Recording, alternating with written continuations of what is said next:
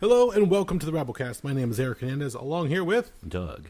And we talk about stuff. Sid Haig. Yes, we do. Do our usual thing, get into what we've been up to, different weekends, what happens when you leave the door unlocked. And then my weird neuroses that actually turned out to be right for once. It's fine, because then my weird neuroses kicked in when I came to check on the door. So we go from there, and we started talking about horror films. We talk about Scream Queen, was it the one? The yes, documentary Scream, Queen. Thank you. The documentary on the second Nightmare on Elm Street film, which is a story in of itself. Make sure you listen for that part. And go check it out if you want it.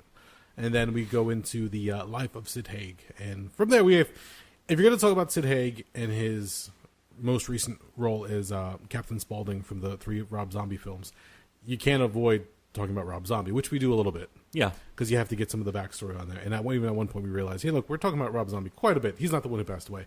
Let's get back to Sid Haig. Yeah. Let's give him his due. And we go. But part of that, we were also poking fun at some of his weird album titles, like Educated Horses.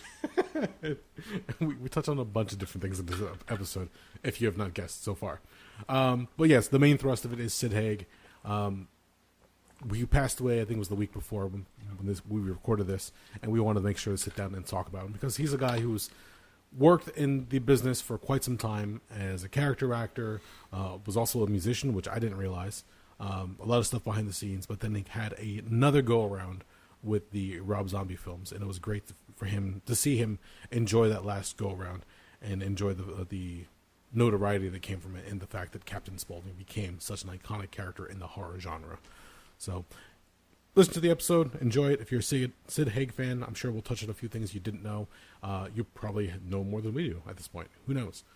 Feel free to reach out to us, let us know. Otherwise, we are brought to you by InsidePulse.com. You can find us under the podcast section. You can also find the show over at Rabblecast.libsyn.com, where we upload it all the time. We also upload the show over to YouTube, youtube.com/Rabblecast. Send us a tweet at Rabblecast. Check out the Rabblecast Facebook fan page for any news, links, and different stories that we post up. And as always, like I was mentioning before, if you have more Sid Haig trivia, or you just want to, throw us a little story, maybe you met him at a convention, whatever the case is, you can send us an email, rabblecast@gmail.com. Is there anything else that you want to add? I completely forgot to bring it up on air, but I know one of the musical things he dipped his toes into was he did work with a Philadelphia area rockabilly band called the Young Werewolves when they put out an album called Cheat the Devil. Oh, really? Yes, where he was on the album. I don't remember exactly what he did because it's been probably a decade since I listened to that album. But he's also on the cover of the record. He also plays the devil. So check him out, Young Werewolves. Cool. All right, well, there you go. A little bonus for you in the intro. Enjoy the show.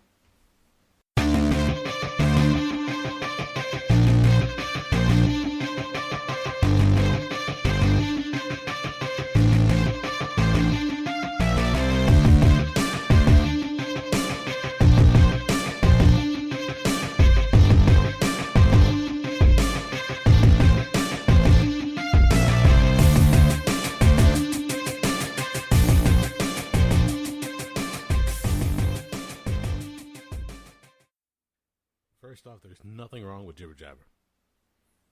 Theoretically.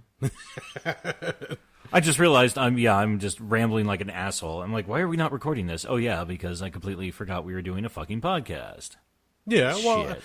At the same time, there are certain things that we say before we start that sometimes are sensitive in nature, but like our racist and extreme views. That was InfoWars, but they deplatformed us. So, no, it's just, there's certain things that I don't want to just jump in and like, I got you to say something stupid. You're going through a lot of different things right now. So, let me tell you my adventure when you reached out to me last week to say, hey, can you swing by the house? I might have forgotten something. Okay. And that was my, I just picked up kiddo. I looked at him. I was like, all right, we got to make a little trip, buddy. And he's just happy. He's playing with his tablet, looking out the window, whatever the case was. It was Friday for him, so he's having a blast. As we drive over, I'm like, all right, the door's closed because you were afraid that you left it open or unlocked. I believe you said you might have left it ajar. Yes. So my fear immediately when I pull up and see that the door is closed, I was like, fuck, what if somebody What if had he left the door actually open, and somebody had wandered in and closed it behind them? Mm-hmm. This is not simply let me walk in, lock the door, and walk away. So I had to fucking go through your house, which on the first floor gets kind of iffy. Why? Because Holly has a lot of shit everywhere. Yeah, she's the queen of clutter. Not even the clutter. It's like the Jack Skellington sitting in the living room. Don't tell her, and I'm sure she doesn't listen to this, but I had to go into her room to make sure. And I was just like, oh, God. Yeah, there's a skeleton in the living room sitting in the one throne with a corgi on its lap, and the Jack Skellington's in the bedroom next to her bed. Yes, thank you. Okay, I got the two confused. But I had to go through and make sure. In the one room, like the guest bedroom, I'm like, all right, nothing crazy there. I can see where she put the other Legos. Another room, she has a lot of her costuming stuff stocked away. Yeah. And then I get to her room, I'm like, Jesus Christ, I wasn't expecting the Jack Skellington. And I guess because at that point I had already gotten myself like, something might jump out. I don't know if somebody's here. Let me just be very careful about this. So I'll walk through. But the problem was, like, if you walk down the hallway to her room, when you step on a certain part of the floor, you hear something else creak down the hall. Yeah. So that to me, I'm like, fuck, don't tell me something's here. Like, somebody might have come in. Shit. I'm like, I have my son outside. Let me make sure that the car's locked. So I hit my key fob real fast to make sure he's okay. I take a peek out the window. Once I got through her stuff, I was like, all right, we're good. Nobody's in her room. Nobody's in the guest room. Nobody's in the extra room. And then I come down here quickly. I check to the back, like the boiler and the laundry room. I'm like, all right, everything seems clear. It should be pretty easy in here because there's nothing in this room. Thankfully, yes. But it was just that split second of like, fuck, I have a child in the car. And if somebody like from this town decided to wander into the house, fuck. Well, the funny thing is, I remember talking to somebody I know who lives a few streets over that I used to lift with. And she said, yeah, I think about getting out of Manville. The crime around that neighborhood's really bad. And I'm thinking, I was like, what crime? Literally, I've never seen anything really happen around here. Yeah, but you're on the outer edge of the town. I guess. I mean, not much happens on this because you're on the edge heading out near Hillsborough. Yeah, and Hillsborough has its own quirks. But I've never known, growing up for me, and I've never known. I've had family that have lived here, friends who lived there in Manville. The nitty gritty stuff usually happens closer to the center of town. No, and that's I should clarify. I'm specifically talking about this neighborhood, the Weston neighborhood of Manville, because I'm not going to bullshit. Let's be honest here. You can instantly tell where there's money versus where there's not money. Yeah. By the size of their front lawn. Yes. And the distance from the other houses, and you can tell around here people got a little bit more money than downtown, where the houses are literally, 6 or 7 feet off the fucking road. Yep. They're right on the sidewalk. If there's a gap between the houses, it's big enough to maybe have like a fucking park a car there. And that's about it. And around here, you get a lot of them with, a huge expansive lawn, 30, 40 feet between houses sometimes. Yep. Yeah. So there's a bunch of uppity fucking honkies around here. Yeah, so as I was going through, it was that little concern because I remember hearing stories of people, getting into weird scenarios in Manville. So I was like, all right, hopefully this isn't a big thing. And once I got through everything, checked on the dogs, locked the door, left. As I was leaving, your neighbor was sitting outside having a cigarette. Yeah, they're always there. But he caught me off guard because as I spun around, he startled me, but I didn't jump. I was just like, make a note. There's a guy sitting there smoking a cigarette. Was it a tall dude? I couldn't tell he was sitting down. Okay. But that same guy, when you asked me to come back the following night, just to check on the dogs again. Yeah. Because you were out for the weekend. That same guy was there, but I didn't see him this time. I only knew he was there because as I was locking up, I saw the cherry of his cigarette light up. Mm-hmm. So I was like, motherfucker, he did it again. He got me. I got startled, but I didn't jump. But I'm like, there he is again. What the fuck? And it just, in the back of my head, I'm like, all right, just take note. Both times this guy's been there when you've been locking up the door. So if anything goes down, you want to look in that direction. No, good point. So it's just like, okay, whatever. I've met a couple of the people who live in the building next door. Most of them the ones I've met are pretty benign and friendly, but, yeah. I don't know. I don't push it. You've been been here, here, around. What, a little over a year now? In this house? Yeah. No, May 2017. Wow, really? Yeah, it's been almost 2.5 years. Okay. Oh, 2.5. Yeah. Oh, okay. All right. Yeah, and you've never mentioned any problem with any of the neighbors. No, I mean when we first got here, they were weird. But also, here's the thing: if you're in your backyard and you're making a bunch of noise, if it's during daylight hours, I don't give a fuck. I really don't. I mean, it's like, you know what? Do whatever you want. As long as you're not screaming and killing each other, I don't care. Especially if it's the summertime, go have fun, do your thing, fucking party out, whatever. As long as by like about 10:30, you kind of start to dial it back. Maybe a little bit later on the weekends. But, other than that, I don't give a shit. But, I mean, we all have to live with each other. I'm willing to deal with some stuff, Yeah, exactly. But just going through, like, the initial coming in, I'm like, shit, here we go. I just want to make sure everything's okay. Worst case scenario, somebody came into the house. Mm-hmm. Best case scenario, nobody's there. Lock up and head home. And the same thing for the following night, because I was going to swing by later that first night just to make sure that, like, nothing was going on. But then the way you had made it sound was that you were coming back Friday night. I was. Before you're heading back out. So I was like, all right, cool, no problem. Saturday when I got here and I saw the other car sitting in the driveway, I'm like, oh, fuck. Again, the thought came into my head, fuck, did somebody come in? Like, I don't know why I got so, like, jumpy at the fact that somebody might be in your house. Well, that came up at the last minute, where a friend of mine who was also going out to the Celtic Classic in Bethlehem, Pennsylvania. Okay. She texted me that morning, early afternoon, and said, hey, I haven't gotten on the road yet. I'm running a little bit late. You want to just car ride together? And I said, that's fine, because she's really cool, and I love bullshitting with her, so... Yeah, she came over here since she lives in South something or other. What's the big town right near us? New Brunswick. Yes. I think she lives... Is South Brunswick a thing? It's either East Brunswick or New Brunswick. Okay, she's south of Brunswick then. Okay. I don't... Yeah. Honestly, a lot of the shit around that, especially out there, everything kind of blends together for me because I never go out there because I have no reason to. Yeah, fair. So, yeah, it's just like I could show you on a map where she lives, but that's about it. But other than that, yeah, she came over here, parked her car, and then we rode out. So, yeah, when you texted me, like, why is there a red... I can't remember what it is. Those weird, cute-looking motherfucking things. The Kia. Red Kia. And I was like, oh, shit, I'm sorry, I forgot to tell you. Yeah, that's my friend's car. We're cool. Once you told me that, I was like, all right, cool. I don't have to go to the same scenario. Just go in, take care of the pups, let them do their thing, feed them. No problem. So I just hung out for a little bit. And then I realized what Holly has to put up with when I tried sitting down to the couch to check my phone. And... two of the dogs just jumped on me. I'm like, what the fuck's going on? They're like, hi, human. We need attention. Pet us now. So I was like, all right, this is cute at first. But then all of a sudden, Miso, the larger of the two, decided to get closer and closer to my face. Like, hey, how's it going? Did you do that thing where he shoved his snout into your hand? Yep. Okay, yeah, that's...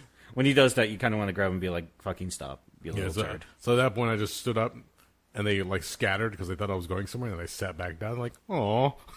And I just refused to let them back on the couch as I sat there. I'm like, all right, you fuckers just ate. Just run around for a little bit, and I'll let you out in a minute or two, and then we'll do your thing. But no, everything was fine other than that. Good. I was like, everything was simple enough. Kiddo at that point was with Jen, so I didn't have to worry about much. It was just like running around back and forth. Just like, shit, it's cool. How was your weekend? Good. Yeah, went to the drive-in on Friday night. Went to go see... Jesus Christ, I can't remember. What the fuck did I go see? Maniac.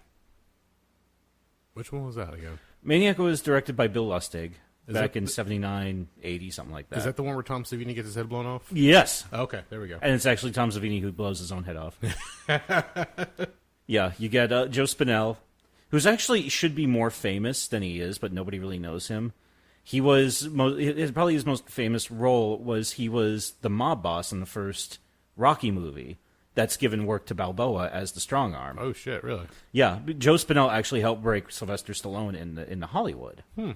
But then they had a falling out, and they went their separate ways. And, of course, Stallone, one of the biggest action stars of the 80s and 90s and so on and so forth. Joe Spinell died from, what is that where your blood doesn't clot so you can bleed out? Hemophilia? I believe so. Yeah, he bled out in like 89 and he died. Oh, Jesus. It's interesting because if you look at a picture of Joe Spinell, especially like from in the 60s and 70s, he didn't look that bad, but in the 80s, he looked just gross. Like he looked like he was always wet because he just looked like one of those guys who just sweated no matter what. Okay. So, but in Maniac, he plays this guy who was horribly abused by his mother, so he becomes a psycho, so he goes out to fucking murder women, and then he cuts off their scalps and brings it home and nails them to mannequins, and shit goes... Yeah. It's a weird fucking movie. But it's very... if you hate women, you'll have a good time with the movie. It's misogynistic as fuck. It's one of those movies...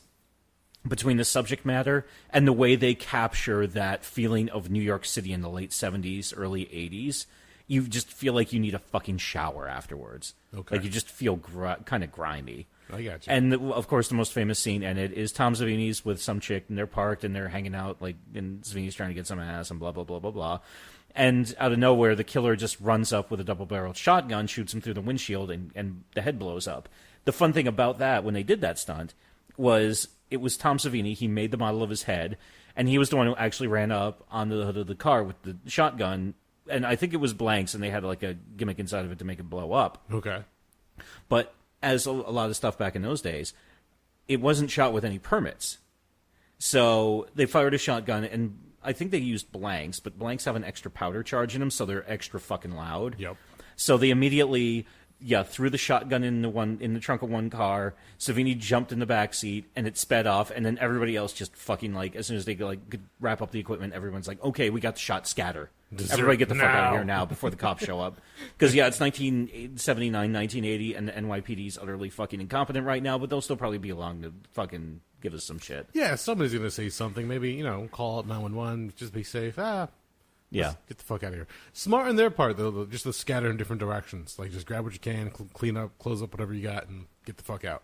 Yep. So, I wonder what happened to, like, the one cop who showed up, like, there's blood everywhere.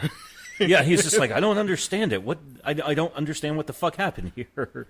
He's like trying to put the evidence together. He's like, well, I think somebody was murdered, but what the fuck did they do with the body? And this much blood, the person's got to be dead. But, I have no weapon, no suspects, no motive, and no corpse. So I'm just going to pretend that, he just calls back and it's like, oh, car 31 to the station.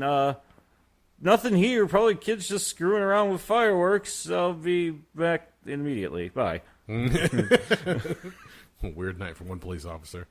But I'd love to think that years later he was watching the movie and he was like, why does that area look really familiar to me? And he's like, son of a bitch! Again, low-budget movies make for some great moments later in life. Yeah. But yeah, I've always wanted to do a double feature of that along with Lucio Fulci's New York Ripper, a.k.a. a movie that truly, deeply, deeply hates women.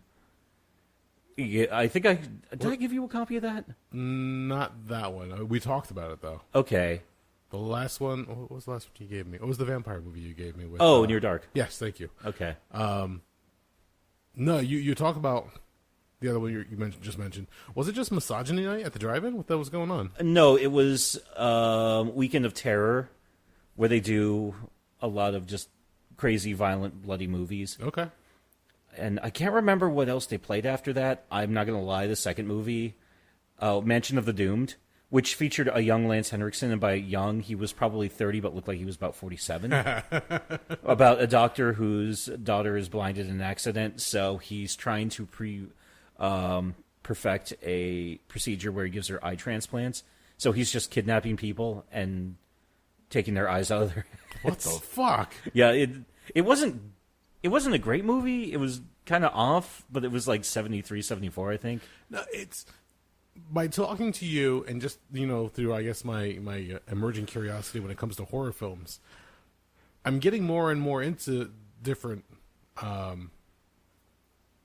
works from different directors, different writers, and some of them have some really, really interesting themes or stories, how they come to be.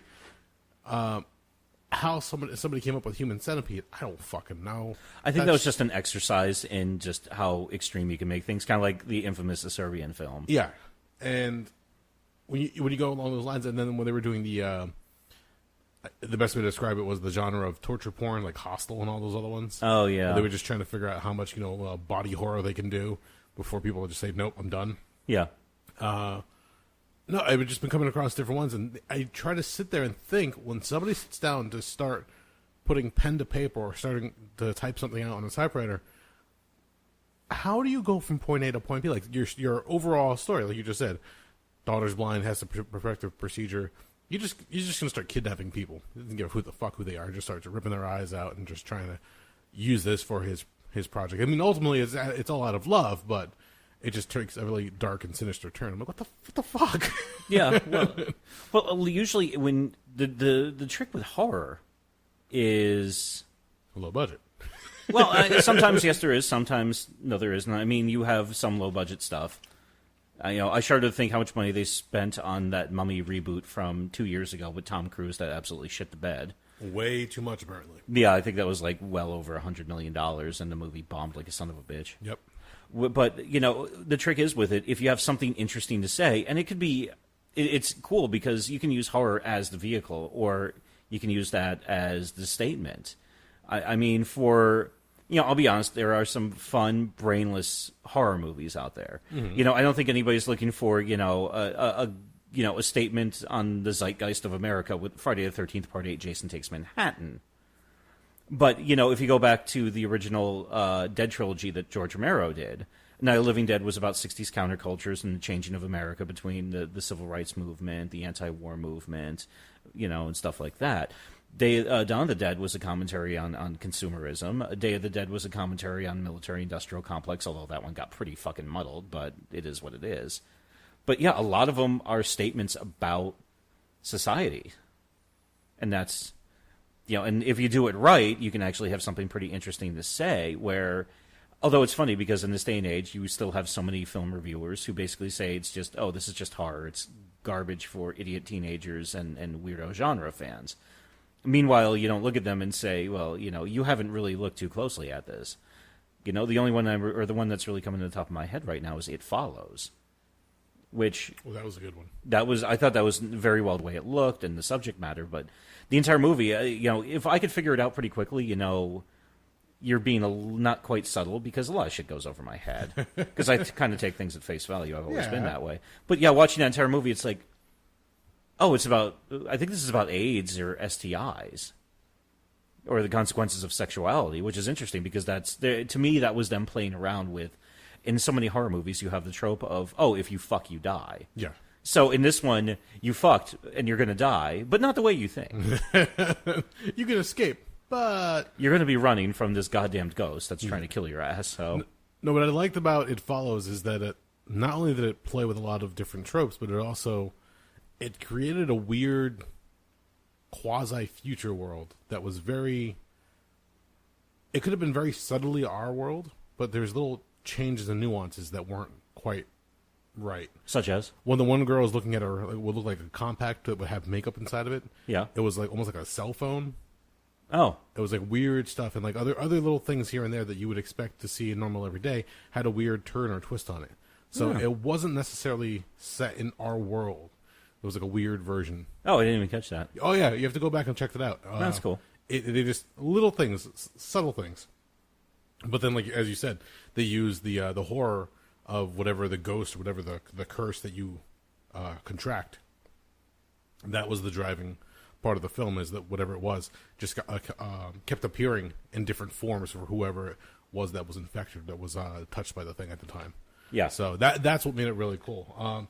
If you talk about documentaries, there was something that came up. I know we talked about it a while ago. Nightmare on Elm Street 2. Freddy's Revenge. Oh, the documentary Scream Queen. Yes. I came across it, just accidentally, wasn't expecting to.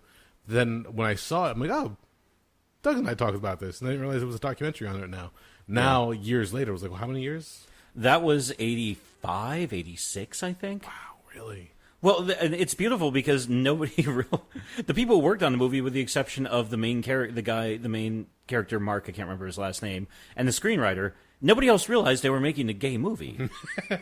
And as I've said before, and I say this only half jokingly, it's the best horror film ever made about male bisexuality. It was Mark Patton. Mark Patton, there we go. And now, like, I don't know what Mark has done. I haven't seen the documentary itself. I'm curious to check it out. But, like, years after making that film, like, he really didn't do much more in Hollywood that was anything of note. So he kind of, like, went away from acting for a while. Now, so many years later, this documentary comes out and talks about how he dealt with it and all the fallout of it after the fact, because they essentially knew what they were doing, and they were just like, he felt they were using his sexuality, taking advantage of it as they were filming the movie and coming up with some of the different scenes. And me, same thing as you were saying before, I didn't think anything of it when I was watching it as a kid. Granted, I probably watched it in clips because I was so terrified because it was just a Freddy movie. Yeah. But the fact that, like, some of the scenes were just blatantly homosexual. Oh, even as a kid, I was like, that's... I'm not sure how I feel about what I'm watching right now. Like, I'm already terrified that it's a horror movie. If you're going to throw sexuality into it, I'm just going to get more confused, and that part's just going to go straight over my head. And I went back to watch the movie that was like a few months back, after watching the other horror documentary, Red, White, and... Oh, Nightmares in Red, White, and Blue, or Red, White, and Blue Nightmares, whatever the fuck. After watching that, when I went back to watch the second Nightmare on Elm Street, I found it on YouTube. And, yeah, I was like, oh, yeah, this is fucking just blatant, like, these scenes right here. They knew what they were doing. Especially the most obvious one, in my opinion, is, well, the second most obvious one, is where the main character is wandering around at night. He's in the rain, and he wanders into that bar downtown that I'm not sure what it's supposed to be, because at first, it's not quite a gay bar, unless they're in a small enough town where everybody, gay men and lesbians, all flock to the same joint to hang out. And there's also some S&M enthusiasts and BDSM people that are hanging about. Yeah. And then all of a sudden this gym teacher's there who just accosts him, which, meanwhile, I'm watching, I was like, number one, you're serving like a 17-year-old kid a beer. Good job. Number two, yeah, his gym teacher is basically assaulting him, takes him back to the gym, makes him run laps. And then I never quite understood the implication when he pulls out the jump ropes. Is he like, is he going to tie him up and fuck him, or beat him, or like it was just weird. Throat fuck him? Like, I don't know. Yeah. And then when the gym teacher starts getting tied up and he starts getting whipped, it's just like it just took a turn. Yeah. Even further down. I'm like, what the fuck? and actually, it's funny because Grady, the kind of sort of friend to the main character, he's probably the most aware person in the movie, because at one point towards the end, when he's going to hook up with the redheaded lady, the main character that is, at the pool party, and he runs away and he goes over to Grady's place and he breaks into her. He's like, you can't let me fall asleep, and he's just yelling at him. He's like, and on top of that, you just left a party where there was some really hot chick who wanted to fuck you. Why? So you can come hang out here with me. And it's like, well, maybe you want to fuck Grady. I mean, just be honest, I guess. It was just, all that was weird. Like, it just... And it's interesting to see nowadays, especially, that they can take a look back now and just see what it has done. That's one of the things I like about, I know we've talked about streaming services left and right, but the fact that Netflix has all these different documentaries that have popped up. Mm-hmm. Whether it be something about history, about politics, about economics. Now there's little documentaries about, old toys from the 80s and cartoon shows, and, horror films themselves have been getting endless documentaries being made about all the different franchises, the different directors, and these moments in history for that genre of films. So now being able to see Nightmare on Elm Street 2 be put under a magnifying glass even more. Yeah. I was like, oh, what did I miss? Let's find out. Well, it's interesting because, yeah, a lot of the time in the 80s and 90s, a lot of horror fans were somewhat homophobic. But now there's a whole nother front of fans who are, queer horror fans who they love that movie and they've breathed new life into it. So, wow, I never even thought of that. You're right. Yeah, because it actually gave them a character they identified with, who was, obviously the way it was written, he's struggling with his sexuality. Yeah. He's not sure what he's all about. He's trying to figure shit out.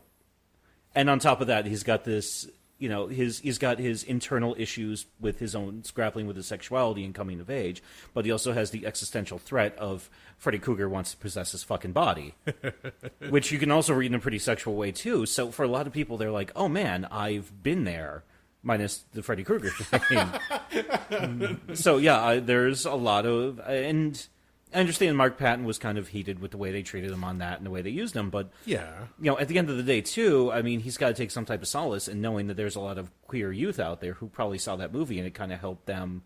It gave them somebody to identify with on the screen. It's just hard for him to look at it then to say, hey, look, years from now, somebody's going to look at this and it'll trigger something in them, or it'll hit them in a certain way that they say, oh, I can identify with this. Yeah. Because at the time, you're right. I mean, in Hollywood especially, they had little to no concern about somebody's personal feelings. Their concern was coming in under budget, getting the shot, and making sure whatever needs to get done gets done. Whether it's sticking to the letter of the page, or fulfilling the director's vision, or making sure that the producer was happy. Like there was so many. We mentioned this before as well. When it comes to making movies, there are so many different moving parts. It's amazing that any one movie gets made sometimes. Yeah, because everything has to come together for the project to be wrapped up and released, and even then afterwards, post production is in a whole other monster. But for them to go through, and I don't know, did they know he was homosexual before they started filming? I don't remember. I don't think so. So for them to go through, maybe they had an inkling, maybe they saw some mannerisms, I would say, and they at that point they're like, oh, let's try, let's skew the scene this way and do this, and is he going to be comfortable with it? Who gives a shit? Let's just do the shot. And from there, they had more, I guess, fun with it, I guess you could say, or they just got more creative or improvisational. But from there, they just went a certain route with the film, and now that lives in infamy because of how it sits in the franchise of Nightmare on Elm Street. Yeah, and I don't think anybody ever sat down and said, you know what, we're going to make a horror movie. We're going to introduce this new iconic character that's going to live on for decades, and then the follow-up, we're going to make a gay version of it. The one who wants to get inside this teenage boy. Wink, wink, nudge, nudge. Nobody ever flat out said it, but that's what it became as far as production is concerned, and as far as the movies and the sequel to that. After that, that was considered more or less a bomb, wasn't it? Oh, yeah, that was the people who fell in love with the first Nightmare on Elm Street and loved what they had created. They absolutely panned that movie, which is why they completely abandoned it. I mean, they only reference Heather Langenkamp's character in it very briefly in passing. Yeah. And that's saying it's like, oh, she lived in this room too, and there were bars on the windows and blah, blah, blah. And that's why for Nightmare 3, which then kind of put everything back on track and into continuity, Nightmare 2 is kind of like the black sheep of the family, so to speak. And then they try to course correct in a sense and just get back the franchise onto the track that it was previously. Yeah. Being that, again, created by Wes Craven, you want to make sure you've got a certain direction or a certain theme, and I guess they just try to get a more focused idea of what they were shooting for. But yeah, that movie just became weird. So when I saw the Scream Queen, the documentary, I'm like, oh, okay, this should be interesting, because again, it's being that it's the black sheep of the family, it's one of those that probably didn't get as much attention back then, but now everybody in retrospect is checking it out and looking it up and putting clips online like crazy. And couldn't tell you how many times I came across clips for all the sexually suggestive scenes for that movie. Oh, and there's quite a few of them. Yeah, a whole bunch of them. And then it's also, as far as the endings of any of the Nightmare on Elm Streets, it's probably one of my favorites when they're all on the bus. Oh, yeah. And it's just a weird fucking... how to decide this to have Freddy appear again. It's like, oh, it's not over yet. And suddenly they go riding off the road. It's odd. It's odd, but in a good way. So I'm looking forward to hopefully watching that, and maybe we can talk about that. Who knows? We'll see what happens. Yeah, sure. But it's a fun movie. We wanted to talk about last time we got together about Sid Haig, the passing of. Yeah. We didn't get a chance because we were going through a bunch of other stuff at the time. Well, let me just read off the usual off of Wikipedia. For anybody who's not familiar with Sid Haig, more recently he was Captain Spaulding in, was it House of a Thousand Corpses and the two follow-ups? Yeah, House of a Thousand Corpses, Devil's Rejects, and most recently Three from Hell. Okay. Did that one get released already? They did a very small release in mid-September. Okay. I think they did major cities, and that's it. I think it's actually coming out on DVD, Blu-ray, VOD, all that shit in, I think, another couple before October's over. Okay. Because I never watched The Devil's Rejects all the way through. I only saw parts of it. Okay. Again, it was really before I started getting into watching horror movies on a regular basis. I think it's the strongest. Actually, overall, I think it's the strongest of Rob Zombie's work overall for everything he's made. We'll get into that because I know last week we talked about it briefly after the mics went off. Yeah. Sid Haig was an American actor, film producer, and musician. Did not know that last part. He is known for his roles in several of Jack Hill's blaxploitation films from the 1970s, as well as his appearances in horror films, most notably as his role as Captain Spaulding in Rob Zombie's films House of a Thousand Corpses, Devil's Rejects, and Three from Hell. Haig's Captain Spaulding and Haig himself have been called icons of horror cinema. Recently, there was somebody did a reimagining of Scooby-Doo and the gang, and having all the iconic movie villains show up. So Mike Myers in the shot with the teens, or Jason stabs Freddy up against the tree, and Shaggy's freaking the fuck out. And one of them has Captain Spaulding inviting the kids into a carnival. Huh. So I was like, all right, that's kind of cool. Yeah, I think I've seen some of those. And they're kind of neat. Haig had a leading role on the television series of Jason of Star Command as the villain Dragos. He appeared in many television programs, including The Untouchables, Batman, Gunsmoke, Mission Impossible, Star Trek, Get Smart, Charlie's Angels, Fantasy Island, Buck Rogers in the 25th Century, The Dukes of Hazzard, The A-Team, and MacGyver. He was a working actor. He was one of those guys that I did not realize just how much he had been working. Again, we had talked about it last week. There was a tribute photo that was put up on Facebook pages that I follow. And it's a shot of Haig himself.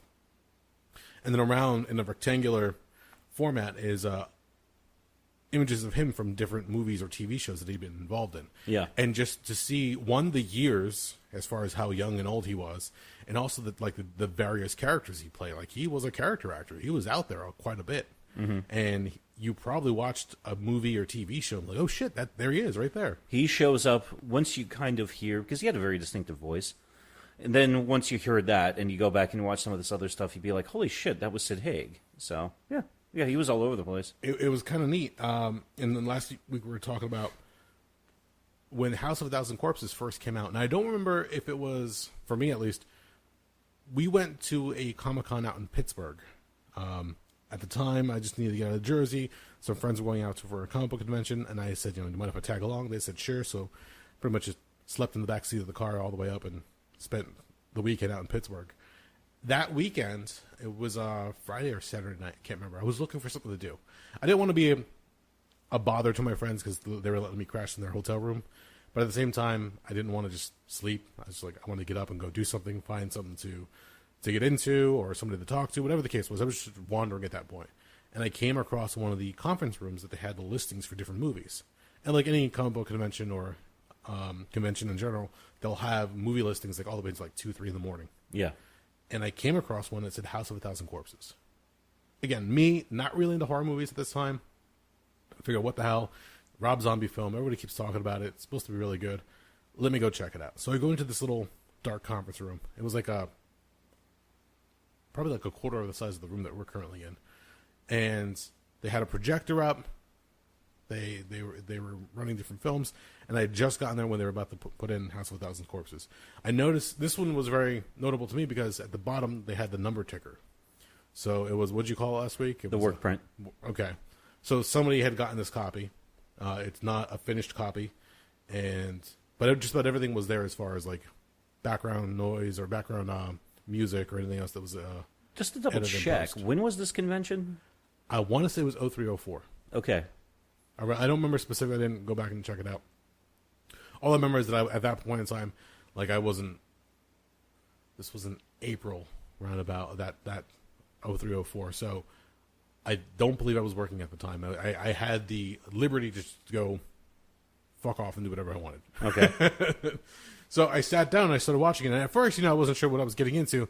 But then there were two guys who were in the room. There's probably like 6 people total watching the movie. And 2 guys are sort of like throwing out Arnold Schwarzenegger quotes. Like bad quotes from like Running Man, Total Recall, whatever. All the hits and all the classics. They were just throwing shit out there. And at one point, it was like a one-upsmanship to see who can get the more obscure quote between the two of them. But I watched the movie, and that was my first exposure to Captain Spaulding. Mm-hmm. And fuck did he stay in my head and my dreams for a while. Oh, he was so good in that. Just the makeup, the smile that he had, the eyes. He was like the most normal character out of the bunch. Yeah. But he was so fucking creepy. He did such a great job. And then the movie overall got my attention, like from all the way from the beginning to the very like dreadful end where the girl gets picked up by him in the car. It's like, oh, there's no escaping this horrible scenario. Yeah. But that was my first exposure to a Rob Zombie film. And I was like, holy shit, this is like really good. I enjoyed it quite a bit. Only to find out later on, I think there were a few changes here and there from the work print to what got it released originally. I'm thinking this convention had to have been April of 2003 because the theatrical release for that was about April or May of 2003. Was it? Okay. Oh, yes, because you had mentioned that it like sat on the shelf for a while. Yeah, it was. They finished filming for it. I remember the first time I heard of it was like 98, 99, and everybody was saying, "Holy shit, Rob Zombie's making a movie." Mm-hmm. And they said, "Oh, here's House of a Thousand Corpses, and here's some of the," and they even put together like some. Like some, I don't want to say a sizzle reel, but they had like bios like created for members of the Firefly family. I remember reading all about this when I was at community college before I went to the 4-year school I finished up at, and thinking I was like, oh wow, this looks cool. I'm looking forward to seeing this, and then nothing happened, and you're sitting there thinking like, well, when the fuck is this coming out? And then years later, the information came out that I think it was Universal who bankrolled it. Dumped a shit ton of money into it. Then when they saw the finished product, they said, we can't release this. This is fucking horrifying. What have you done? And they said, well, you have to buy it back. And Rob Zombie's like, nah, I'm not going to do that. The fuck I do. Yeah. He's like, you told me to make whatever the fuck I wanted. You fucking funded it. You saw the dailies. And they're like, but. And it sat until finally they said, well, give us $10 million for it. He's like, nope. Give us $5 million for it. Give us $1 million for it. I can't do that. And then finally, I think Rob Zombie convinced Lionsgate to buy it for $100K and then release it on their own, and they made a shit ton of cash for it. That was one of the things that really kind of gave Lionsgate that early shot in its arm when they were starting out. That and the Saw the first Saw, like a year later. Yeah, that definitely helped them out. That really kind of like started shooting them up into the stratosphere. You are correct. The movie came out April 11th, 2003. Okay. This convention was around that time. I don't remember if it was beginning of April, end of April. Had to have been right around in that pocket. So whatever work copy or work print was rolling around, like most conventions. I mean, if you go to Pittsburgh was famous for it, but now I imagine New York Comic Con probably has its own share of it. Where if you go to certain booths or certain vendors, they'll have bootleg DVDs of series that you can't find anymore, or like the fan made trailers that were a popular thing back in like early 2000s. Like they made the trailer for Grayson, What If Batman Had Died. They got a bunch of people dressed up in costumes, and they put like a bunch of special effects and sound effects into it. They made their own, like I think Kingdom Come at one point, or they had the one fan-made trailer of Batman versus the Predator. Oh yeah, the famous one. Yeah, with I don't remember the name of the actor, but he played Boner from Growing Pains. Richard Stabone. Thank you. He played the Joker in that trailer, and at the very, very end, they show the Predator show up with a little laser sight targeting. A lot of those had been just collected off of YouTube or from the directors themselves and put onto DVD, and they were selling them. Yeah. At the time, there was also the Roger Corman's Fantastic Four, which a lot of people, you can find it now on YouTube, even though Avi Arad tried buying every copy of the film and destroying it before it got released. Things slipped out, obviously. And there was always the much talked about, but very hard to find, if ever, live-action Thundercats movie that apparently had Wesley Snipes as Panthro. But that was like more... That was more of a myth than anything else. I don't think anything ever came of that one. I never even heard of that. Yeah, again, it was just one of those things people kept talking about. Oh, it's out there. I've seen it at a convention. Yeah, sure you did. Well, then why didn't you buy it, motherfucker? Yeah, you probably saw a bootleg copy of the animated series. You just thought it was this, whatever the case was. Or somebody put a live-action shot on Yeah, top because with the badly printed or photocopied sleeve that they put together for it. Horrible, yeah. Yeah, everything's off-center. It just looks like shit. So, yeah, we were at that convention during April, and got a chance to watch it. And as you were saying before, he bought it back on the cheap and had Lionsgate release it. The budget for the film was originally $7 million. Okay. The box office for it was 16.8. So for Rob Zombie to go out there, make this movie on their dime, buy it back next to nothing, and then have another studio release it and make big money off of it, fuck, man. Like, you can't ask for anything better than that. No, and that's probably one of the reasons why after that kind of, I think that helped launch him, especially after that, because then 2 years later you had Devil's Rejects. Then 2 years after that you got the Halloween remake. Then 2 years after that was the Halloween 2 remake. Yep. Well, to be fair... And yeah, he's also had a bunch of other ones like 31, and there was another one with the witches I can't remember the fucking name of, so on and so forth. But even Rob Zombie himself, when you were talking about Halloween, he didn't want to come back for the next one. Didn't he get kind of pushed they pretty much said one? We're going to go in our own direction, and I guess they gave him a taste of what they were going to do with the character. And he said, all right, fuck you, I'm coming back. He said he just didn't want somebody to screw with what he had already started. But at the same time, Rob Zombie was pretty much like over Hollywood, the film industry at that point, because it was just too much back and forth with executives and trying to keep people happy and making sure that all the things were being done correctly, as opposed to, as the studio wanted to be done. Where he had a certain vision, like we've talked about this before, when it comes to directors and producers, they have a certain vision or a certain idea of how they want it to look or how they want it to sound. And with so many people in the kitchen, everything just gets fucked up. And Rob Zombie at that point is like, fuck you, just pay me and let me go away. Like, I don't give a shit. Or let me pay you and I'll go away. I don't care anymore. And at the time, he was like the hot commodity when it came to those kind of films, especially. So they wanted to try to say, oh, we can attach Rob Zombie to this. So, like, from the mind of Rob Zombie, or, Rob Zombie's second horror film, whatever the case was. So they were just trying to bank on certain taglines. Yeah. But, in part, thanks to Rob Zombie making that movie, Sid Haig was able to get a new life, or at least his career was able to get a new life after being around for so long in the industry. Because you'd watch him as this character actor, then suddenly he becomes this horror icon as Captain Spaulding. And you're just like, what the fuck? And you even mentioned it before, where after a while they stopped calling. The phone stopped ringing, he stopped getting work, so he just was like 2 steps away from saying, that's it, I've had a great career, but it's been fun. Time to call it a day, maybe just do some classes, teach the new kids coming up, or find something else to do. I mean, he was also a musician, so I'm sure he was working along those lines. And yeah, Rob Zombie has continued releasing albums and touring. Like, he's just... Yeah, he was continuously... If he wasn't working on a movie, he was working on a record. If he wasn't working on a record, yeah, he had... I don't even know who the fuck he's got for a backup band at this point, but they were probably out on the road doing something. Yeah, but I'm sure it's a bunch of studio musicians at this point, just people he's learned of or met over the years throughout recording sessions. I know John Five, who formerly was with Marilyn Manson, played with him for a while. Okay. I don't know if he still is or not, but then again... actually, one of the shows I've never seen Rob Zombie. Really? Yeah, never... I would have loved to have seen White Zombie, because I really dug... Especially Los Exorcisto Devil Music Volume 1. I really dug that record. Yeah. Astro Creep 2000, take or leave it. I mean, there was some fun stuff on it, but that also... Yeah...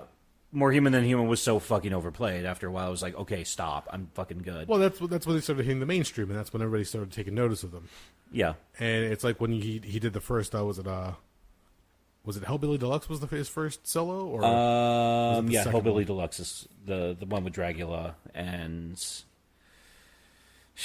I can't remember the other singles off it. Living Dead Girl was actually the best one, in my opinion. Yes. And then the other album he did as a follow-up, it just hit, like, ultra mainstream. Like, all the radio stations were playing it left and right. I would love to know, for that release, which the name of it completely escapes me, the one with Feel So Numb and Never Gonna Stop on it, I want to know alone how much money he made from WWE licensing, because they were constantly using that in 2001, 2002. In fact, Edge's theme song for a while was Never Gonna Stop. So after a while, yeah, he hit a certain point, and I'm sure it was kind of nice for him, because to be known as a relatively, like, a niche band at the time, in White Zombie, catch some notoriety, get some more, larger venues, and do some more touring, start, getting offers from different people for licensing, for videos, for whatever the case was. And then all of a sudden he just becomes, like, ultra popular. Like, everybody knows Rob Zombie becomes a household name. Yeah. And just like, really, dude? Like, that's where a lot of people started turning on him. People was like, oh, fuck you sold out. And it's like the usual course trajectory for any artist of his ilk. You start off as a relative unknown. People like you, but they don't want to talk about you. Be like, oh, no, that's my music. I keep that sacred. That's my thing I listen to. Well, it wasn't even so much that he was getting mainstream. I just didn't like his solo stuff as much as I liked White Zombie. Yeah. There was that was the big kick for me. Deviation. Yeah, and by the time I was old enough I can go to concerts on my own, he was touring. Although I was tempted last year when they did the entire Manson and Zombie tour together, so... But... Oh, yeah, you're right. I forgot about that. Yeah. When they announced it. Okay. There was, I don't know if it was Manson or was it Zombie. Like, some fan tried, like, reaching out over the barricade. And I guess, like, one of them it was a girl, like, pushed them down. Like, what the fuck? It was Manson. Okay. I have a story to tell you about that off air. And then there was also the meme that came out that it's when you realize that Marilyn Manson looks like an older Nick Cage in Goth. Yeah, he's looking a little... Well, I mean, he's got to be pushing, he's got to be at least 50, maybe even a little bit over 50. But on top of that, I think it's safe to say he likes his drugs and alcohol too. Yeah, especially when you're in that scene. I mean, come on, whatever. Yeah. Say what you want. He's gonna do whatever the fuck he's I'm sure he's done plenty of fucking partying. I'm sure. I'm trying to find the name of the other album. I can't fucking. It's not popping up. The one from 2001. Yeah. Oh Jesus, this is gonna kill me. Because it wasn't Hellbilly Deluxe. We thought that was the other one. No, that was 1998. Okay. Hellbilly Deluxe, and then after that, Wikipedia is failing me right now. They just like bogged down with tons of references, but nothing for the actual music. Sinister itself. Urge. Was that what it was called? Yeah, the Sinister Urge. I don't even remember. That does not even ring a bell. Really? Holy shit! Really? Was that forgettable of a title? I don't know. Well, here's the album cover off of Wikipedia. Okay. You don't remember that at all? I remember the album cover. I just don't remember the name. Okay. It wasn't the best, record name ever. So like they just picked something out of a rolling bin for like bingo balls. But okay. Well, do you think it was no worse than later on? I think in 2006, 2007, he put out an album called Educated Horses. What the fuck does that mean? I'm completely at a loss for that one. But I'll go with what you said. Don't worry about it. We're good. Yeah, it is what it is. Anyway, getting back to the point.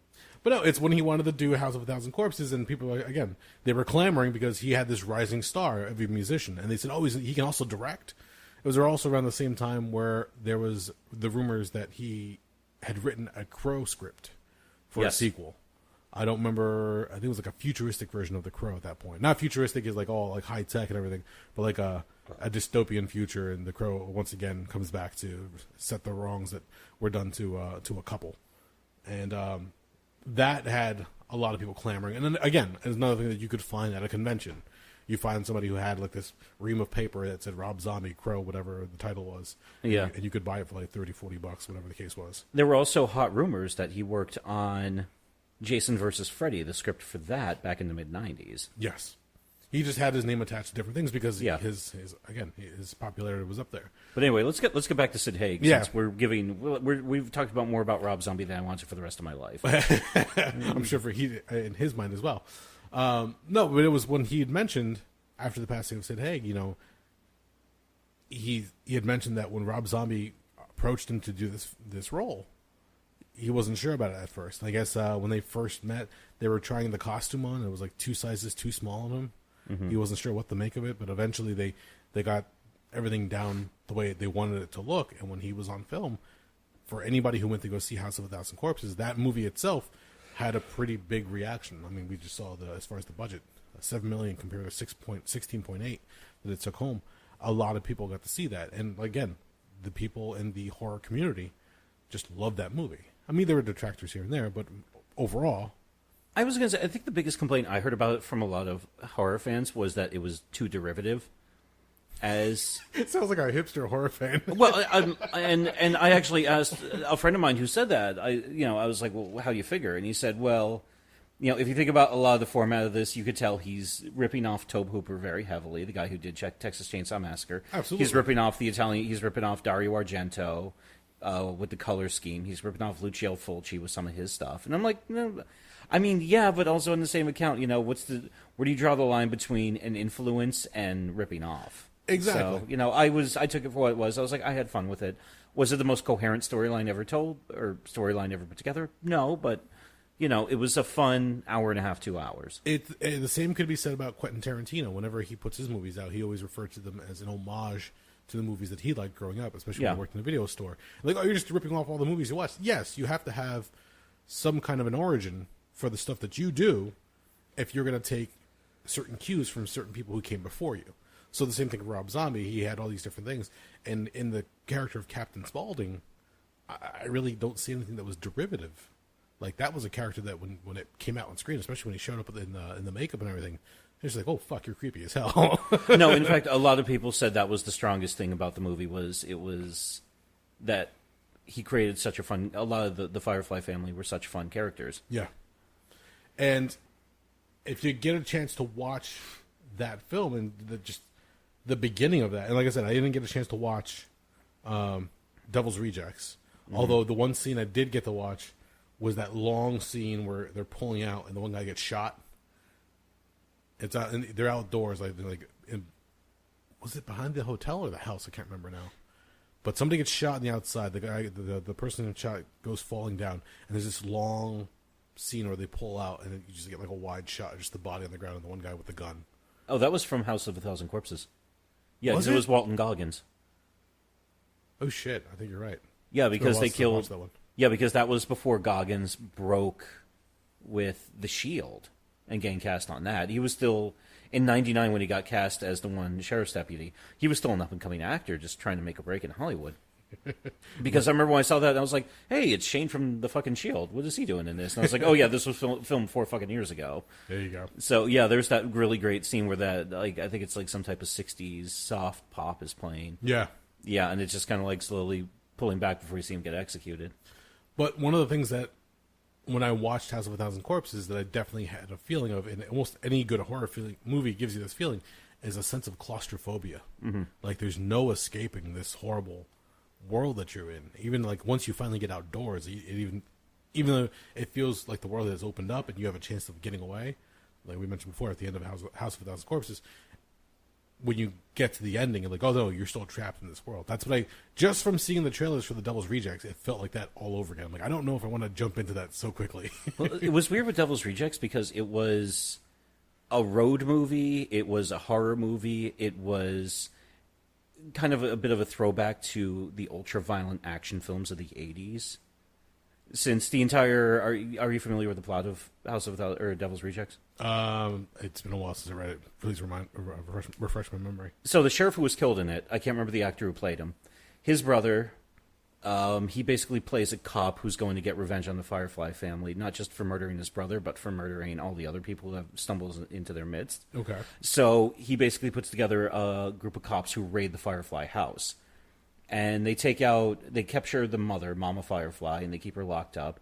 They kill a couple of the others, but then Otis Driftwood, played by Bill Moseley, and Baby Firefly, played by Zombie's wife, Sherry Moon, they go on the run. They meet up with Spaulding once everybody figures out that they're all together, and they just basically go on the run. And it's this sheriff who's growing more and more deranged and psychotic because he's so consumed with vengeance. And the entire movie is, them... At first, it's them escaping from the cops, and then it's them trying to reach Captain Spaulding's half-brother, who's a pimp who runs a brothel out in the middle of nowhere, who's actually played by, Christ almighty, the one actor. He was in From Beyond on the Dead. I can't remember his name. Really tall black guy, cool as fuck. And yeah, from there, shit just goes wild after that. Okay. But it's interesting because it's kind of all over the place. It goes through a lot of different modes based on what part of the movie you're at. So, yeah, shit's wild. I definitely want to watch it. I think it's the strongest work, personally. In that, I haven't seen Free from Hell yet, so that's another one to look into. Again, he gets me only because at that point it becomes a storyline. Yeah. And for me, that's where my nerd brain clicks. Like, I have to know the continuation of the story and, like, just be a completionist of sorts. Yeah. So I want to know what happens to these characters now. I kind of want to know, too, because the ending of Devil's Rejects, without going into the detail, is pretty definitive, yes, the way they set it up. So I'm really curious. Okay, how did he write himself out of the corner he put himself into? Because I thought that was the end of the entire affair. Yeah, so that begs the question: are they doing like a flashback, or is it like a misadventure earlier before shit goes sideways? Who knows? But now we gotta. It's nice to get a chance to revisit the characters again. I'm sure in his mind, just to try to flesh them out and give them kind of a better ending of sorts. Did you ever watch what was that movie with Jake Gyllenhaal? End of Watch. No, I never saw End of Watch. Okay, which is weird because I saw Sabotage, but not End of Watch. I don't want to ruin the movie for you because it's a really good movie. The way it's done, the way everything's portrayed, they did a great job with Michael Pena and Jake Gyllenhaal.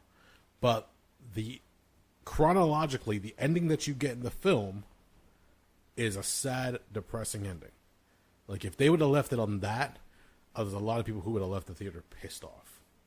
But they do a very, very clever thing of they give you the ending, and then they do a flashback scene where they're in the squad car and they're having a good time. It's like, I guess, before they go off of one of their calls and they're just goofing around. Mm-hmm. And it shows, the last thing you get to see is the two of them interacting with one another, having a good time. Like, oh, these guys just, they're out there, they love their jobs, they love their significant others, they're just trying to do right, they're trying to raise a family, respectively, and they're just trying to do good in the world. And that's the last thing that you're left with compared to what goes down at the end of the film itself chronologically.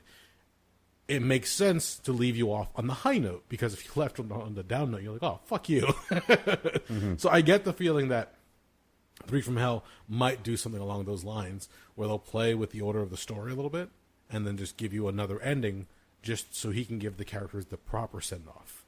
Like, people might look and say, oh, those, they're all like monsters, they should be destroyed anyway. The ending from Devil's Rejects is the way they should have gone out. Okay, sure, if you're just looking at it from like a storyteller perspective, but for him, I'm sure he wants to give the characters a certain kind of goodbye. Yeah. So that's what I'm guessing. Not having seen either one of the sequels, I'm guessing that's what he's playing with at that point, because he doesn't want to keep revisiting these characters. I mean, for him, he's just like, all right, I did it. I guess I'll do another one. Let's see what happens. And then from there, he's like, all right, let me just do right by them at that point and just put them to bed. But the fact that, again, getting back to Sid Haig, the fact that his character of Captain Spaulding can be brought back for each of those movies, and that was a character that was easily recognizable after the fact. Like, you saw bumper stickers or decals or patches, like that face of that twisted clown became very, very recognizable. Oh, as soon as you saw him, you knew who you were looking at, if you were into any of that. So, for that, he gave Sid Haig's career a new life, a new extension, so to speak. So, at that point, you can go out to conventions, you can go out to different meet and greets, and people love him. Like, right now, what's the convention in Jersey? Chiller. Yeah. Or NJ HorrorCon. They get any number of, like, old TV stars, old movie stars, old action stars, musicians, old bands, and Sid Haig became one of the names that would be involved. So, right up there with Cassandra Peterson, Elvira. Yeah. And they'd bring out a bunch of other people who played Kane Hodder, who played different, horror icons, come out and have fun, meet with the crowd, take pictures, whatever the case was. And Sid Haig, he lived, to 80 years old? Yeah, he was 80 or 81 when he passed. So for him to go out there, have a run already at the industry, be in a number of different things, but now be able to go back, do these 3 movies, and they were spaced out in between. I can't remember how many years were between 03, Devil's Rejects was what, 05? Yeah, 05. And then Three from Hell was this year. And 14, yeah. Yeah, so for him, jump. For him to go back and do that, I'm sure he got other offers for other things in between here and there, small roles or other films or other TV shows. But then that exposes a new generation that we were talking about before with Nightmare on Elm Street 2, that exposes a new generation to all his previous work. Because if they liked what he did with Captain Spaulding, they're going to go back and dig through his body of work. As far as, like, here, I'm sitting right now in front of IMDb, just a simple search for House of a Thousand Corpses. You find Sid Haig up top, and then you can go through and find all the other projects that he worked on. Like, I didn't even realize he was on Batman. But I'm pretty sure if I go back, I would say I've seen that scene a million times. I didn't realize that was Sid Haig. Yeah, because you didn't know who Sid Haig was, at that point in time. I'm guessing he was one of the henchmen back then in the old Batman 66. That's what I'm assuming in my brain, at least when I hear that. So, MacGyver was the other one. Star Trek, he could have been any number of the aliens or whatever. Yeah, you still have some prosthetics on him and good to go. So, like, the fact that you can go back and go through and find him in a bunch of different things. Let's see, I'm just, like, scrolling through right here. Apparently, he was in Amazing Stories, The Thug. He played a thug in 2 different episodes, looks like. Misfits of Science, Scarecrow, Mrs. King. Oh, God, there's one I haven't heard in a long time. Wow. The A-Team we mentioned before, The Dukes of Hazzard. T.J. Hooker. Looks like Quincy M.E. Oh, I never heard of that one. But that was about the medical examiner. Yes. Okay, you're right. So he's in a bunch of all these different TV shows, and you're just like, wow, like he got around, and then just to get a second taste of the industry to go around in a horror film, which is kind of funny when you look at it in a way, because a lot of people usually get their start in horror, like low budget, like Jamie Lee Curtis, the first Halloween movie.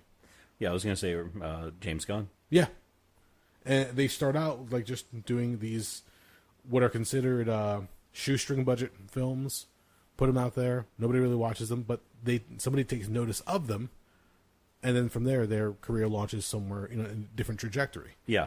But for Sid Haig to be able to be in all these different movies, actually, you know what? I think I just found what he was in Batman 66. I'm going to turn this around. It looks like he was King Tut's, one of his henchmen in Batman 66. And I do remember that scene. Holy shit, look at him. You should put that up on the Rabblecast Facebook, Twitter, whatever the hysterical. Fuck. Yeah. So, yeah, for him to have that go around, I mean, that's fucking awesome. No, he had a hell of a run, and I remember listening to the commentary track on Devil's Rejects, and when they were wrapping it up, it was him doing commentary along with Bill Moseley and Sherry Moon Zombie. And he even said, they were talking about how much they enjoyed making the movies and everything like that. And it's like, I think we're done after this. And Sid Haig even said, he's like, I thought I was done. And then Zombie called me up one day and says, hey, do you want to be in the movie? And he gave my career a whole new shot in the arm, because then after that, if you look at the work he did post 2003, he showed up. The only one that's coming to my mind right now is Kill Bill Volume 2.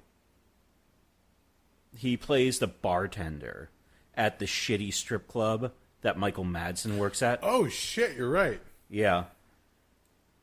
And there's a couple other things he shows up in. But wow, see, there's another one. For anybody who's wondering, as far as the Batman episodes he was in, it was Season 2, Episodes 7 and 8. He was the Royal Apothecary to King Tut. The episode was Tut's Case is Shut and the Spell of Tut. So, yeah, man. That's fucking awesome. Had, to dip his toes in, all these different series and all these different movies. It's fucking crazy. Yeah, his filmography is so fucking long. But yeah, after that, I mean, he was just getting picked up for stuff left and right, because after that, he became famous for how, not just for his ability as an actor, but everybody said he was the nicest guy. In fact, I can even tell you, in 2003, I went to Chiller with two friends of mine. And, of course, it was fall 2003, House of a Thousand Corpses, opened in theaters earlier that year, and it just come out on DVD. And we got autographs from Bill Moseley and Sid Haig. And Bill Moseley, very nice guy, super quiet, which fits with everything I've ever heard about the guy as well. Okay. Sid Haig was just, joking and laughing with everybody and posing for pictures, and he was super nice. In fact, after the show, if I remember where the hell it is, I'll dig out my picture and show you a picture of me with Sid Haig and Bill Moseley. So, but yeah, I remember him being very gregarious and very friendly. So okay, it's things like that you're happy. You're happy to know that people like that do exist in the business, where they've been around for so long that they can still crack a smile. They can still be nice when it comes to the conventions. Yeah, he was the total opposite of that cocksucker, John Carradine. Or David Carradine, pardon me. I don't know about John Carradine, but David Carradine's a dick. It reminds me of, in a completely different story, again, Pittsburgh Comic Con. I think it was the second or third time we'd gone down, and we came across Mark Singer from Beastmaster? Beastmaster. Oh, yeah. And all the others. And I can't remember, I think it was me and Jeffrey at the time. I think it was me, Jeffrey, and Jamie. We walked over. We just wanted to say hello.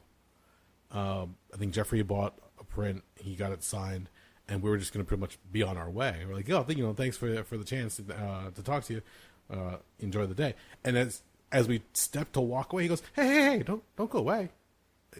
You guys want you like the convention? How's it going?" Like, he started a conversation with us. Oh, cool. I'm sure it was partially because you didn't have a lot of people around him, and in his mind, he's like, well, if I get these guys sitting here talking to me, more people will come over to me, oh, somebody's there, and they'll maybe attract more people, kind of idea. Yeah, But it was cool that he just wanted to stop us and say, "Hey, what's up? How's it going? Is there anything else that you like, or is there anything else you want to?"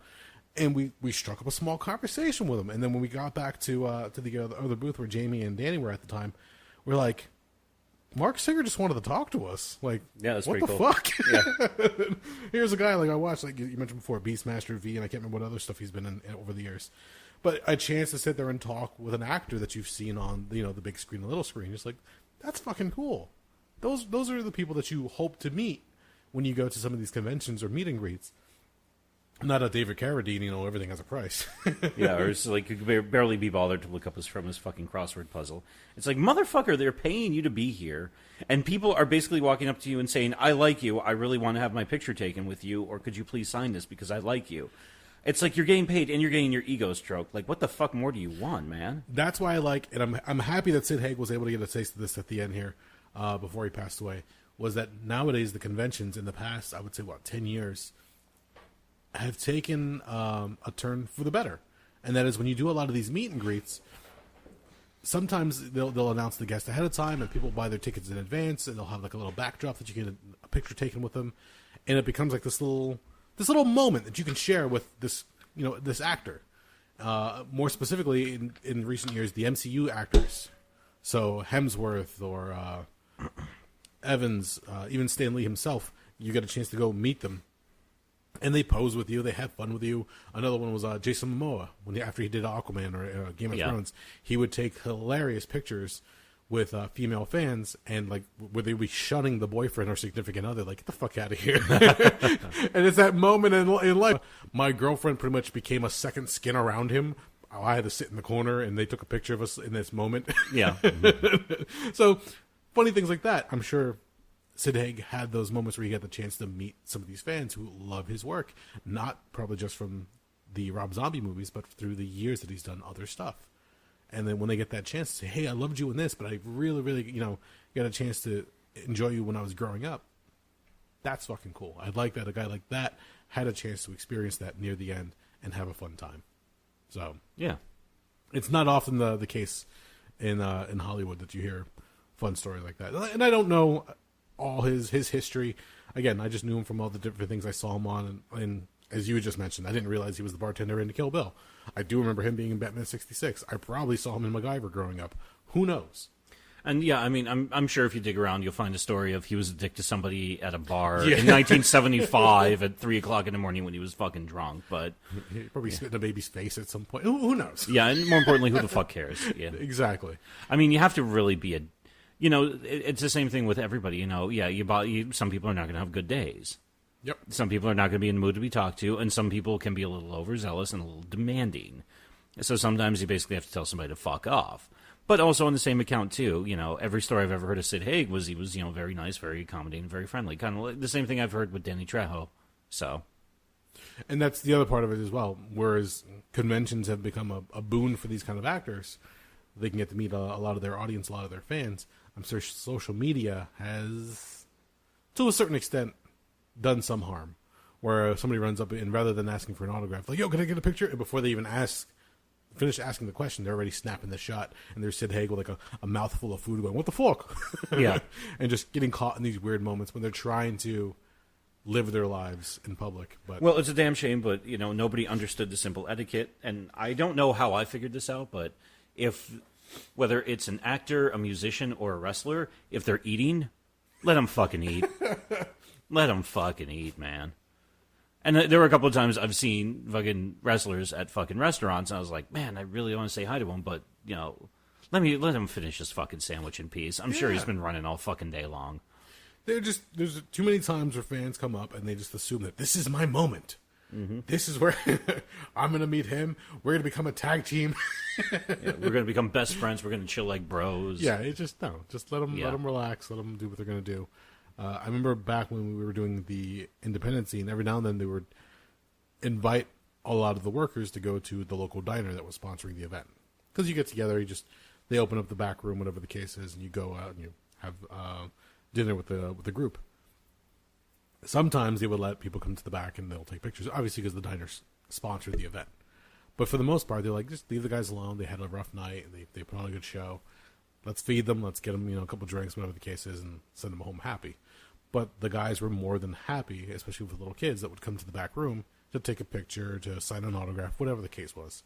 So it was always fun to see them. I would usually duck out of those events because I'm like, fuck, I have a 2-hour ride home. Screw this. Yeah. But it was fun to see when I did go that they would open up to the fans. They weren't dicks about it. But I saw some of the legends sometimes like, fuck you.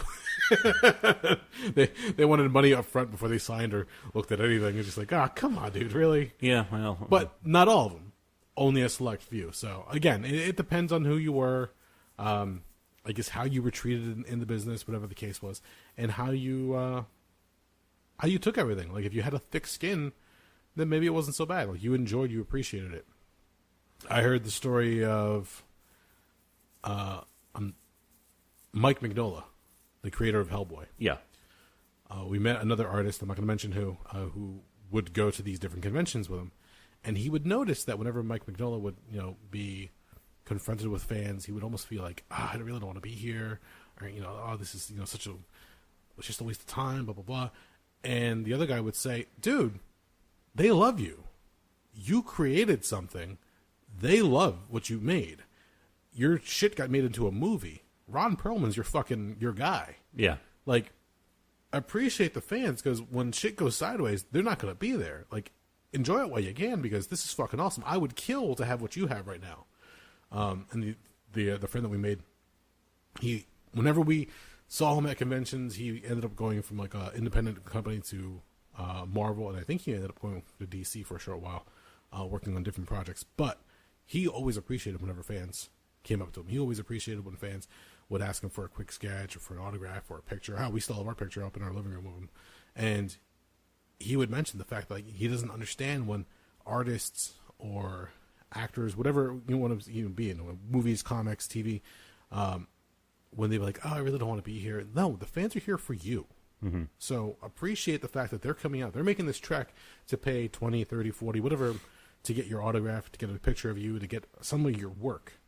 They want to support you. They love you. Don't sit there and like, I really don't want to be here. That's bullshit. You're doing it for the fans. You're not doing it for any other reason. So show up for that. Yeah, don't be a dick. Yeah. But, it's tough to say. And I've actually thought, if in an alternate reality where I did something that got me somewhat level of famous to the point where I was asked to go to a convention, how would I feel about it? And honestly, I really thought about it, and I said to myself, if I was having a good day, I'd probably love it. If I was having a day where I wasn't really feeling terribly sociable, it would probably be a long day for me. But yeah. I can imagine some of these guys probably struggle with the same fucking thing. Well, yeah, that's the other thing as well. The anxiety, or what kind of social interactions are you up for? I couldn't help but notice when we saw James O'Barr at New York Comic Con that when he was at his table, he kind of had the handler doing all the business and talking to people. He just kind of sat there dicking around with whatever he was working on. Yeah. In fact, I kind of made it a point when I was leaving after I bought something from him that I had signed. I purposely looked directly at him and said, "Thank you, Mr. O'Barr." And yeah, the handler kind of like shot me a look like, "Oh, fuck you, motherfucker." But yeah, O'Barr just was like, and I got all I wanted. O'Barr just looked at me, he smiled, he was like, "You're welcome." And then he just went back to whatever he was working on. I was like, "I'm good. I'm good. I just wanted to tell the man directly, thank you for everything," and we could. Yeah, and his handler was a little bit of a pain in the ass. Yeah, I remember. Yeah, she was a bit of a fucking jerk off, but whatever. At the same time, that's her job. Yeah, they have to put up that they're the wall.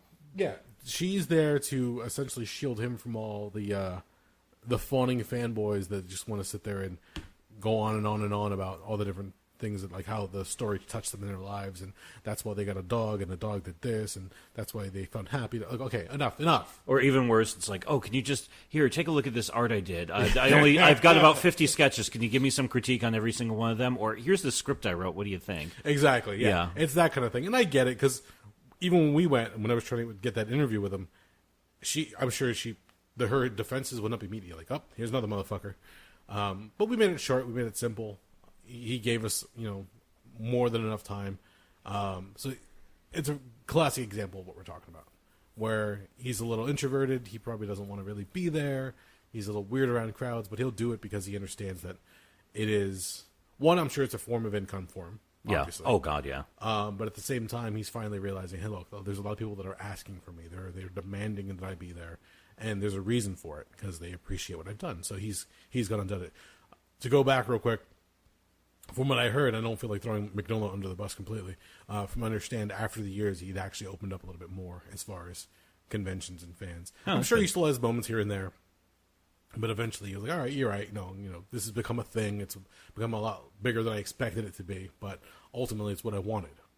So he was able to acquiesce a little bit. So it's good. It's good to see those guys out there. And let's face it, they're artists. So all artists are sensitive types, and if you're not loud and charismatic and brash, then you're the opposite. You're just like quiet and meek. You're like, okay, thank you, just doing your thing. Well, I think a lot of them kind of also exist in their own little universe. Yes, I've heard it said, when you're that good at that one thing, you kind of lose a little something else in some of the other categories. Yes. Not for everybody. But I noticed this with some incredibly skilled engineers I'd worked with in the past where social skills were not their strong suit. Yeah. We've had our share of knowing engineers in various fields, and yes, I can attest to that one as well. Mm-hmm. It's like, if you ever watch like a mixing board in a sound booth, yeah, where like one level goes up, the other level goes down. It's that constant up and down balancing act of, well, if you want this kind of fidelity, you're gonna have to lose something on the back end. Yeah. So it's always that shift. There's a trade-off. Yeah. There's only so many points you can distribute amongst their fucking skill tree. Yep. Some people are just one way or the other, and just, it's the way it goes. And it is what it is. But yep. So I'm hoping to go watch 3 from Hell when it's released, either on home video or other at this point. Mm-hmm. Because again, I would love to see when it actually, how it closes out for them. It says here, it just says 2019 horror. It'd be nice just to get the closure, I guess, that he has in mind for them at this point. Yeah. Yeah, and you're right. It says here, September of 2019, it was in small markets. So we'll see what happens from there. Yep. Sid Haig was a fun actor to watch, and the fact that Captain Spaulding is his, I guess, lasting legacy at the tail end of it, you really couldn't ask for more. I was going to say, he's gotten 2 nice bookmarks for the horror fans. Between that and back in I think it was the 60s, maybe the early 70s, he did Spider Baby, which is, for people for that specific time period, there's a lot of people who love that movie. Oh, fuck. Not bad at all. Nope. Anything else to add? Nope. I think we pretty much run the gamut and have said our thanks to Sid Haig. Yes, we have. All right, folks, if you made it this far, thank you for listening. Go watch any one of the 3 Rob Zombie films. Hell, go watch all the other Rob Zombie films. The other one you were thinking of was Lords of Salem. Lords of Salem, yeah. Check him out. He's got a bunch of different cool things as far as storytelling. He has a different take. He's obviously a fan of the genre. And again, there's only so much you can be a derivative or a pull from before you become derivative. Whatever the case is, make your own opinion. Thank you for listening. We are the Rabblecast.